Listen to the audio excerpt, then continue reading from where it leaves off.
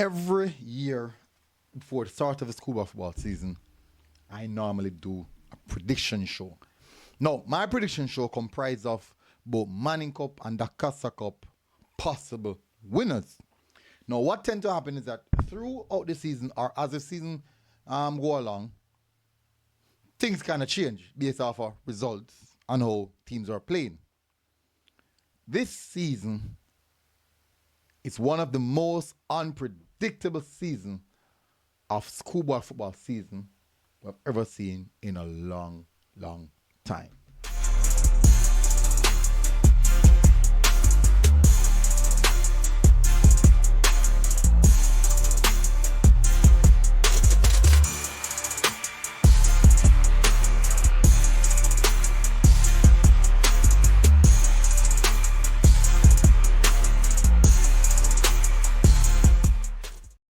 Welcome back, people, to MG Sports TV. Me not think I'm going to say nothing about no, but it's something that should be said by me as well. Anyways, big up on yourself, people. Hit the like button, hit the subscribe button if you're here for the first time. Would thoroughly appreciate it if you guys do so. Let's get on track. We're going to speak about the schoolboy football season that we're seeing so far. Very, very unprecedented, unpredictable, chaotic. Extremely chaotic. Now, I won't do it group by group, but I'll use instances to explain what I'm talking about. Now, as I mentioned earlier in the intro, you guys, I said that I tend to do the predictions. For this season, before the season even kick off, my winner for the Manning Cup would have been Jamaica College. My winner for Dacosta Cup would have been Glenmuir. But so far this season, maybe Glenmuir still a push. I think, and maybe JC still a push. But based on what we've seen so far this season, 100%, nothing, none of these teams are safe at this present moment. Now, people are going to come in the comment section, come tell me about their favorite team and what they think their team will do. And the truth is, it's what we think. It does not necessarily mean it's a fact. What we've seen so far, let me give it. Up in the Cornwall side, Malden, tearing things up. I personally never expect Malden to be doing that well. Cornwall, doing well. I expect Cornwall and Irwin or St. James, these the traditional schools. Now, we reach a point in which we have, like, we did it on the show last night, the D-Cup Underdogs and the Manning Cup, well, the Manning Cup the other night. Manning Cup Underdog. What do I mean by Underdogs?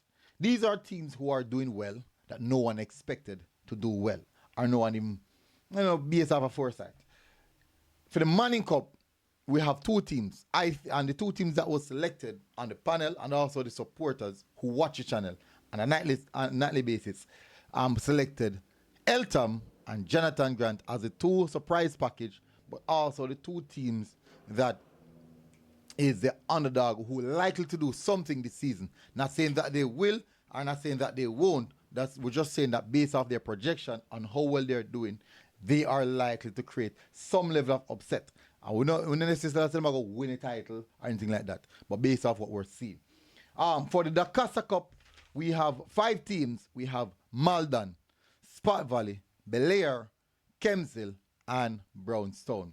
These 5 teams out of the entirety of the Dacosta Cup would have been the 5 teams who stood out the most, that are 5 teams that no one necessarily expected that they will turn up and just turn teams over.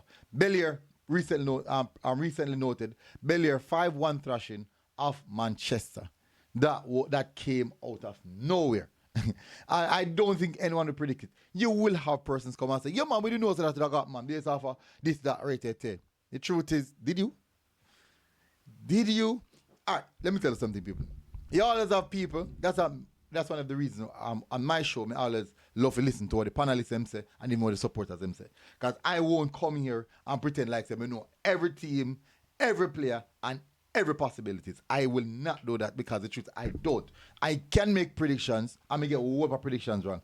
Even though I get more predictions right than wrong, I still do get some wrong because that's how football is. It's very unpredictable, and that's what makes football so entertaining. But you will find the person who would have put themselves in the guru status will know everything. They know every result, and they know say it go, and they know say it go. That's not me. So let those persons in the comment section. When you drop it in the comment section, I'm not going to show on yourself. Bellier, as I said, the Bellier 5-1 thrashing of Manchester. That one came out of nowhere. Brownstown doing extremely well. Malden, I'm standing up to Cornwall. Even though they lost, they stand up to Cornwall and pushing the other teams in the group aside like it's easy. Yes, sorry about that. Then now we have Spot Valley leading their group, who's actually doing extremely well. Defeating even William Nib, one of the favorites to come out of their group. So and also Kensal were pushing to exit the group as well. So these teams are doing well. Jonathan Grant, first team in the past 3 seasons in the first round to take points away from Mona. That is big because if you look at the Mona team is really good. Very, very good. Mona is actually one of the potential, should I say, they are the title holders, but also possibly they can retain the title based on the strength of their squad. And also potentially, as I said, win back the title. And Jonathan Grant, snip a point away from them. And even down, going towards Jonathan Grant, at Mona and Jonathan Grant, down at Jonathan Grant, it showed to me say Grant has something special going on. Will they proceed? Will they really follow through with it? Let's see how that one goes. Eltham now, and being honest, I have not seen Eltham as yet, but the result speak for itself. They defeated last year finalists Idle 2-0. Played all the games so far, yet to concede a goal. They are yet to concede a goal, and they scored roughly about 30 at goal and score. So those two teams. So this what I'm saying is this is happening in the Manning Cup and the Dacosta Cup right now, and it makes it so much unpredictable. Now, Clarendon College hasn't lost a game in a Dacosta Cup game in probably about 4 years. 4 to 5. The last time they lost a Dacosta Cup game was the year when they lost to Garvey Maceo. And Garvey Maceo went on to win the Dacosta Cup. That was the last time they lost a game. I think that was 2021, I believe. I think that was 2021. And since then, they haven't lost a game until this year when they met Central. Central defeating them 1-0. Yeah, people are going to say, boy, goalkeeper earned this, them still never equalize our score. So, our win. So, Central do worthy. Then we turn up out of nowhere, beat Central. Doesn't matter what people, it's just chaotic. No, where consistency is concerned, one team out of a lot really still standing ground, and that's Glenmuir. But I do see teams running at them and not showing no level of fear. So Glenmuir so far still stand out. No, what else we can say? I think that covers everything. Oh, Dinfield was one of the preseason's favorite as well, and I did say in preseason that before the league kickoff, the only default would be their discipline, and would have seen that come to light. But what it also showed me that the game where them play against Magrat, when Magrat hold them off, and Magrat definitely not get none of that game, shows Magrat also push the big teams them, and also Dintil definitely can be beaten. So we are seeing so much multiple mixed results, so much in almost every group. In almost every group, we're seeing these type of results where team, even the favorites, after script, forget they get through or get past certain teams. And we're seeing it's happening a lot in the Manning Cup. We're seeing stats, we're seeing Calabar, we're seeing Casey. Well, Casey so far has been real dominant in their group.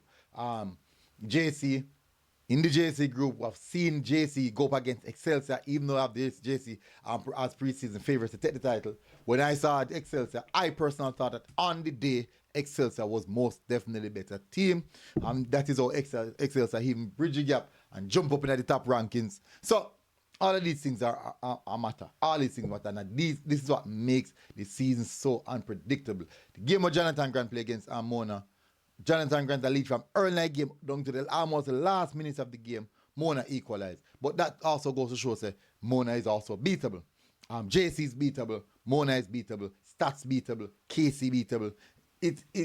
All this is just opening the door for every team to say, you know what? It's open. Let's dog on them dog. Let's go for it. this season is one of the most unpredictable seasons. Last couple of seasons, Dacosta Cup, Clarendon College. Don't this. Last couple of seasons, Manning Cup, Jamaica College. Don't this. See, and then now, Mona kind of come break that the Manning Cup spell. So it's a good look. It's a good look, and it makes it more entertaining for the viewers, for the content creators, for the analysts. It makes it extremely entertaining, and I love it. I love it. I love it. Anyways, big up on yourself, people.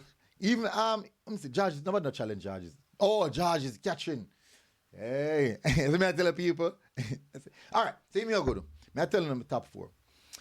May I tell them the top four now, based off of current standing? No current standing. The current standing I do me Jenny top four. All right, I'm gonna give you my top four for each something there category.